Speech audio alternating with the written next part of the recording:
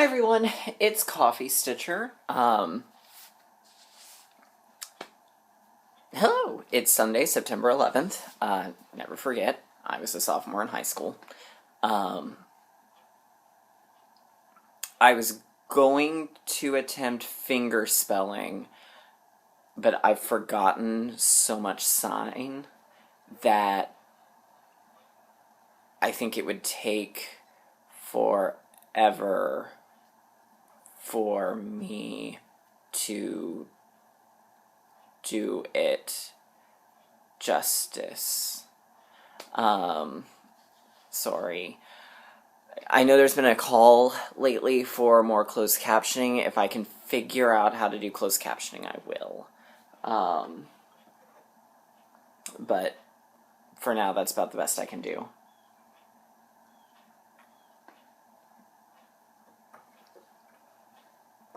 Alright. How was everybody's week? Ooh, that's really good coffee this morning.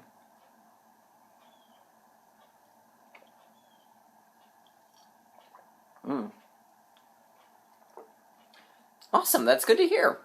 I had a bit of a weird week. I didn't get a whole lot done during the week, and then I got a lot done the rest of the week. Or, got a lot done yesterday, basically. Well, Friday and yesterday. It was well, I take that back. I did get a lot done with the holiday weekend, but,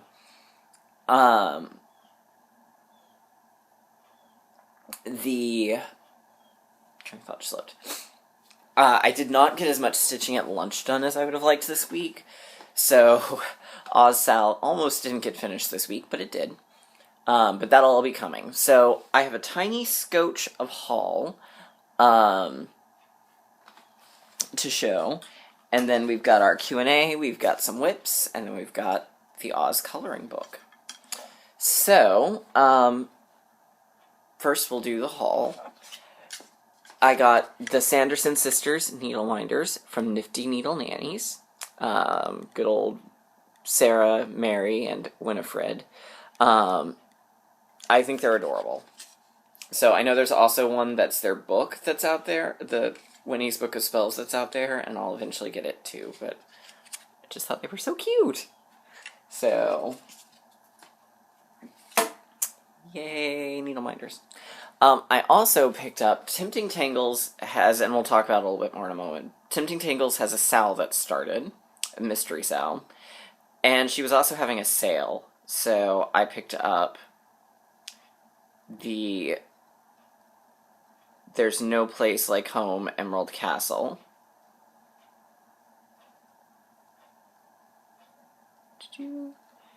I'm not sure how well that's gonna, there we go. It says there's no place like home, and there's a Emerald City and shoes. So I think it's really, really, really cute. So it was unintended haul, but it was haul nonetheless. So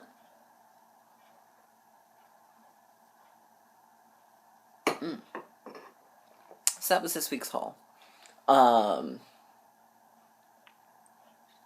All right, so let's go into Q&A. Jocks Girl 1 wants to know what it means when a chart states that it is a certain number of stitches by a certain number of stitches. For example, 3,596 by 1,498. I have an idea, I'm not dumb, but I want to know how that relates to my project. Okay, now I sound dumb. No, you don't sound dumb. That's your stitch count. So generally, now every once in a while it's different, but generally it's, the first number is how many stitches wide it is. The second number is how many stitches tall it is. So we'll take the three, so that gives you how many stitches there are. What you do then is you divide that number by the count of your fabric. Or if it's linen, you divide it by, and you're doing it over 2, then you divide it by half of what the count number is. So for example, if it's Aida, 14 count Aida, you'll divide it by 14.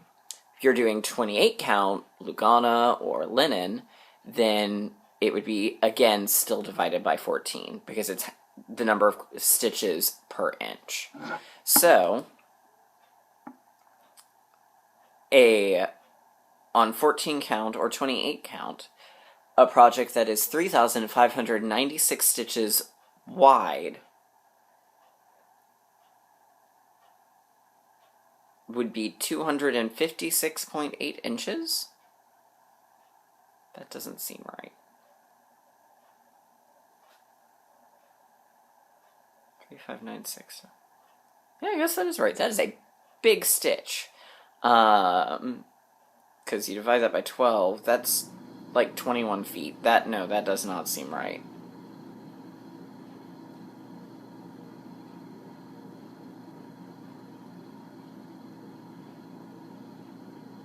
Maybe that is right. Seems very strange. Okay, we're going to go with something that I actually know exactly what it's supposed to be. So, Winky Girl was 52 by 82. So 52, and I did it on 14 count.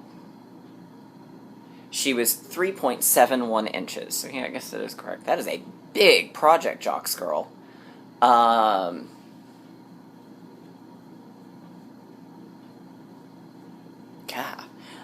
So she's 3.7 inches wide by 5.85 inches tall. And then from there you add your border in, and that tells you how much fabric you need. So what the stitch count is telling you is how big your project actually is, so that way you know how much fabric you need. So, I hope that answers the question. If not,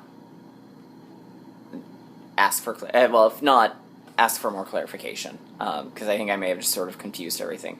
Basically, stitch count, divide it by your fabric count, and that gets you the size of your project. Church Mount Stitches asks if I finished the Leslie Tier Wizard of Oz, and please tell her which video did I show the finished piece in it. I have not finished it. I'm about halfway done. I'm about to start in on Dorothy, probably this month. So, we're getting there. It's just not, it's probably, my goal had been to try and finish it this year. I think realistically it's probably going to be next year. The Organized Stitcher asks what all the even weave fabrics are. I've used Lugana, but what is Belfast, Monaco, etc., etc., so confused. The best way I can explain it is this. If it's a town in England, it's a linen. And depending on what size it is, Belfast I think is 32, and I know Newcastle is 40, and I think Cashel is 36, but I get a little confused. It's been a while since I actually sat down and looked. But I think maybe I can get to that through 1, 2, 3 stitch. Monaco is another type of even weave. I know that for sure. Fabric. Joblin is a even weave.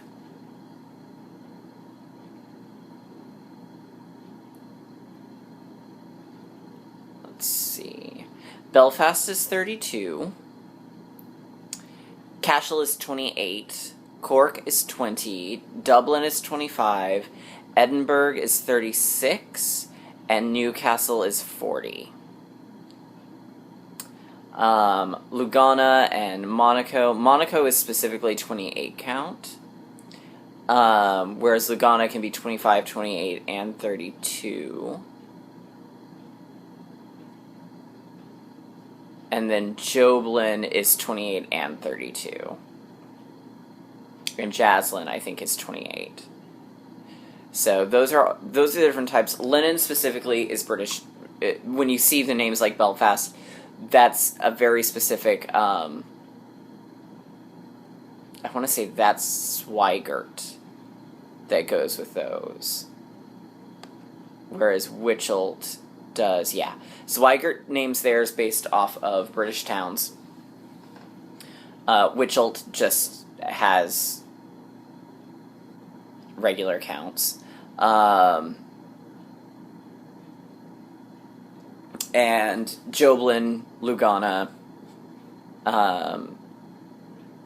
Monaco are all even weaves, if I'm remembering everything correctly. So I hope that helps. There was a lovely discussion with me and Amy Baruch about Oz Paint by Numbers. Let's see. Paula So Scrap Muse asks, and this is relating back to the winged monkey conversation, 3 uses per cap ownership, like 3 genie wishes.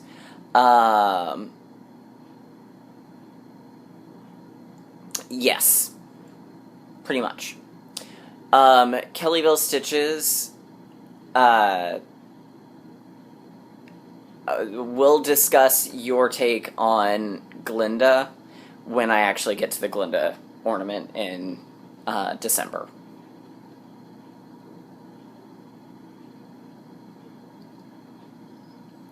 Stitch and Petunia asks if I use a stitching stand. I have one. I love it, but unfortunately the love seat in our living room is too deep.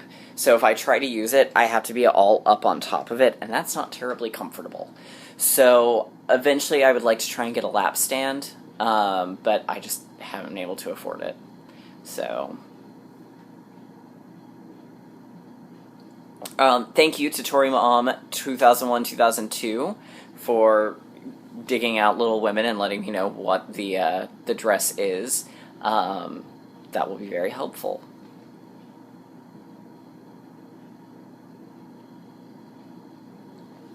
Julicious wants to know when I might start the Carol chanting at the Met. I still am trying to work out some of the conversion stuff on that. It kind of got put on the back burner, but I'm hoping to do her next year.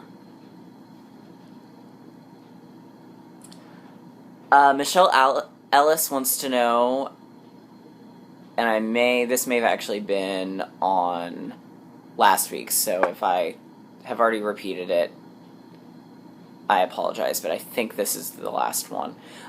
Where she might find blue jeans and daisies. I'm pretty sure Belinda Carlsnay sells it on her website, Blue Ribbon Designs. She's a designer. I know it's on 123 Stitch, and I'm 99.9% positive any local needlework shop can order it for you. And I'm sure it's on Stitching Bits and Bobs, too. So, there you go.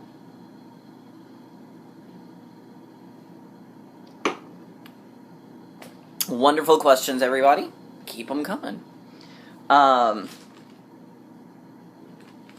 Alright, so when last we left, I had finished my 2 stitch-alongs for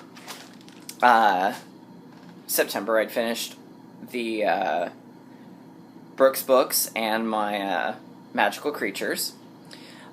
I finished this week the 3rd part of the Petal Pusher Oz, which was the Castle of the Wicked Witch of the West, minus the beads that I'm going to use on the hourglass. The only real changes I did were, again, I used, I think it was grits as the white part of the crystal ball. The clouds are, I want to say, Moonless Night from Dragonfly Lotus in wool. They were a little darker than I wanted, but I like them. And then I added a little bit of backstitch detail to the Wicked Witch. One of my favorite things about this piece, and in general, I mean, I've loved every bit of it, but those mountains are fantastic. Like, when I was stitching them, I was like, this is a little strange. And when I saw them in the on the chart, I was like, these, it's like, oh, they look like mountains, but it wasn't until I actually got it together and saw it, I was like, oh, yeah, that's really awesome mountain work. So, there you go. So we've got 1 part left. It comes out on the 30th, so what will probably happen is one of the nights here coming up soon when I'm just not totally sure what to stitch on, or I'm tired and I've only got an hour or so to stitch, I'll finish out the border. And then we'll go from there. So we're getting close. So I did that. I worked on... Oh, there it is. Okay. I worked the bulk of this week on Things Unseen. And I got the majority of part 2 done. What's left is going to be taken, it's going to go back to being my at-work project, because it's now to the, I'm doing a lot of solid fill work, because I have to fill in the house and the ground below, and then do the black checkerboard part, and then the border. I'm okay if I don't get the border done this month. I just want to make sure I get the interior parts finished, but getting close. So, should finish this one up in November. Ta-da. So I'm still really enjoying it, though. It was definitely one of those that I needed to, I guess, just take some time and space from. So I'm looking forward to finishing it, but I'm definitely enjoying the journey. It also helps that I really want to do the new Halloween mystery sampler, but I told myself I wasn't allowed to do it until Things Unseen was done, so that's kind of part of the motivation there. Yay, bribery. I worked a little bit on Blue Jeans and Daisies, but since it's going to be kind of my focus piece the week I'm on vacation, I'm not going to push myself to get that completely done. So I got the tree and the base done. So it's getting close. It's getting close.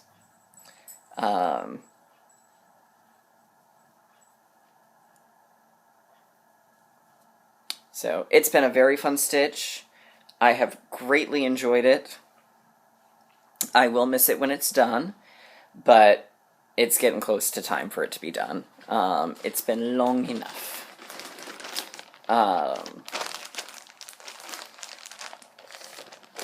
So all that's left on that are the leaves and then a bird and some butterflies. So it's pretty, that block is pretty close to done. And I may actually just go ahead and finish that block out today. We'll see. I haven't really decided yet. I'll know when I go back into the living room to sit down and start stitching again. So.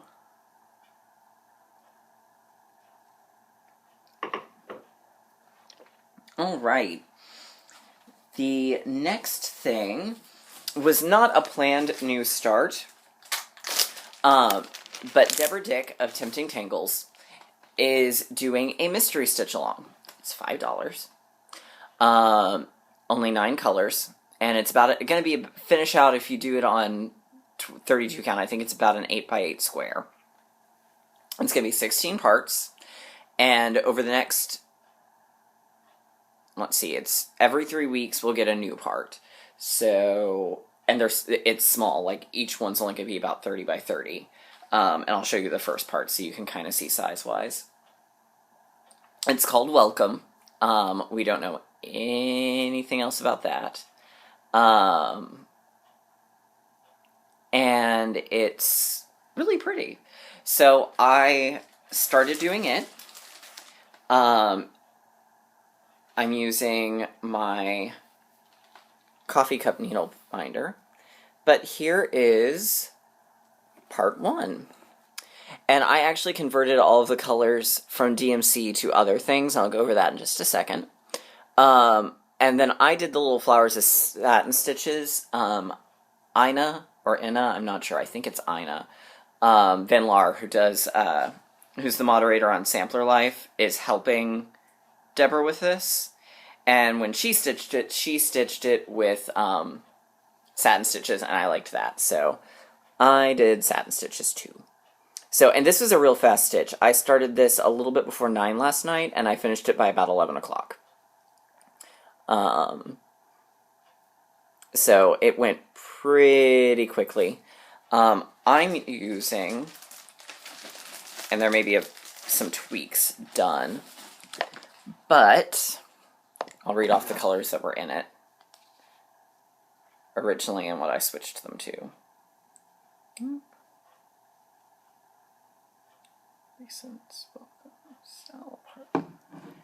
Okay, so instead of DMC 938, I'm using Gloriana 166, which is coffee bean.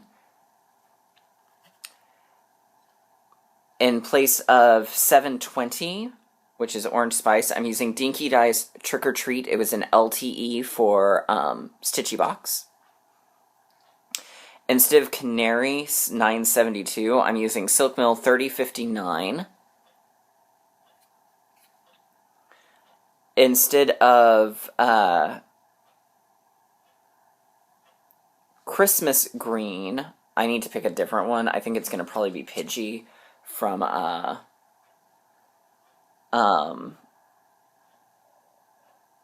although I say that, maybe not. I'm going to do some color comparison, I think.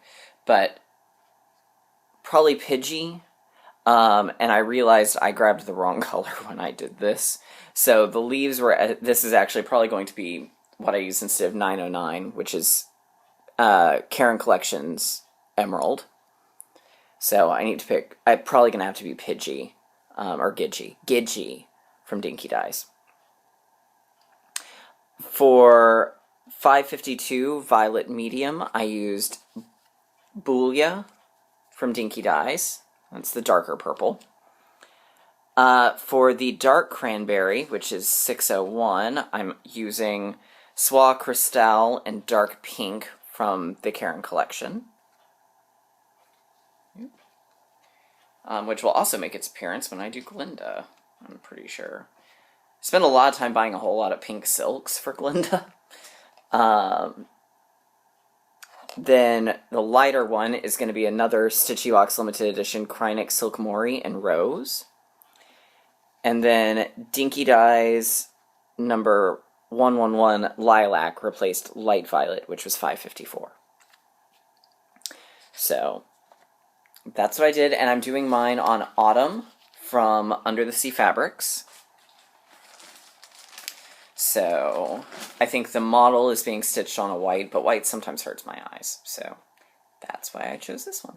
So I'm very excited to see where this is going to go. I love the colors in it, and I love the Tempting Tangles. I love a lot of Deborah's designs. I'm very excited. I think the next two from the dregs of the whip pile to come up, not the dregs, but from what's currently started to move up when I finish some things, are going to be Longfellow's Round Tower and Paradise Lost. So far for this month, we have achieved...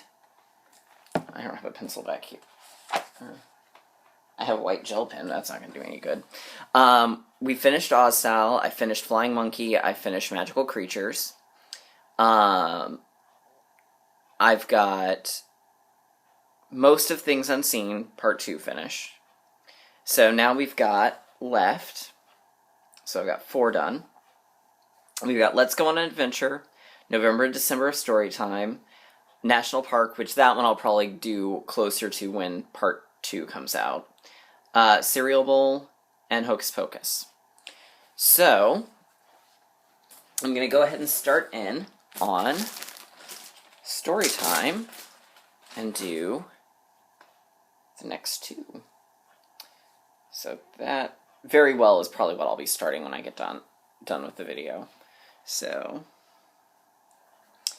there we go. It's going to be the 2 pieces down there, and it's Christmas Carol and Little Women. So, and I'll be doing that. I think I've got to look at the... I don't think there's going to be a tremendous amount of alterations to that one. It'll be a more maroon than pink choice, obviously, for Joe. No,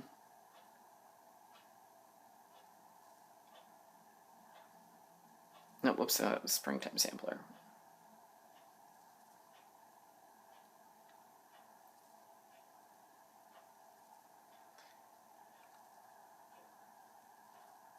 So I've got to, yeah, I don't think there'll be too much that'll get changed. I've just got to figure out how to fill the background in for that one. So,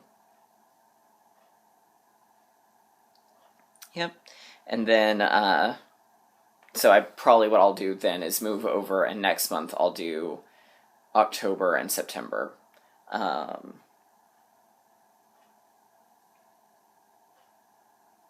And I'm a little bit sad because I do actually really like the Anne of Green Gables block, but he wanted Great Gatsby instead, so I'll be doing that one. So there we go. So I'll do that. I'll hopefully finish both of those this week. And then I'll move on probably to Hocus Pocus. So that is the plan for the week. Alright, so that brings us to this week's coloring book. This one is actually from right around the same time as the 50th, well, it's from the same time as the 50th anniversary. However, I didn't receive a copy until the mid-90s. It was done in collaboration with the World Arena Tour, that only made it, I think, 70 stops, if that. Like, it was a big thing that was booked, and then the reviews were so terrible that, like, venues just canceled it. They were just like, no, we're not bringing this in. So a lot of these, I think, got remaindered to, like, dollar stores. And my grandparents went on a trip to Vegas and found it there. So that's how I ended up with a copy that I colored in, and I don't have that copy at all anymore. And then I found one on eBay for like $3. So, but it's just pretty straightforward, your story of the Wizard of Oz.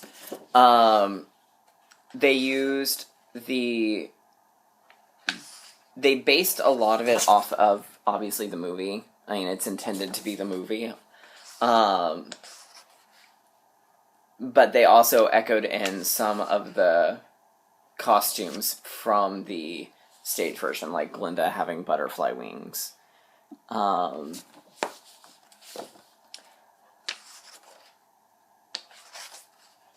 it tells your general story pretty faithfully. Melting Witch. I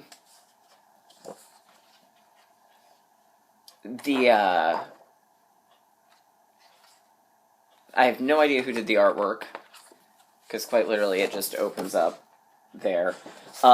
It was a tie-in by, you can see the sponsors, Purina Dog Chow and Downy.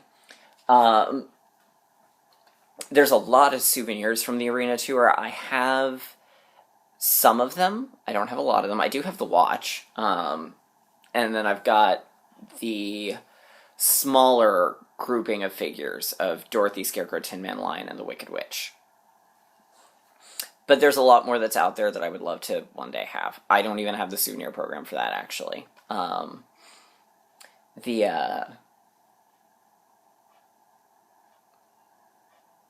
I'm pretty sure it didn't actually come to Dallas, because I probably would have gone to see that by that point. I think I would have been old enough that I probably would have been taken to that. And I probably would have found a brochure by now, because I find Oz on Ice brochures. There is a coloring book as well for The Wizard of Oz on Ice. I don't have it. It's a 3D coloring book that you were supposed to wear glasses while you colored. That looks really strange. So it's one on my to get someday list, but it's never been very high.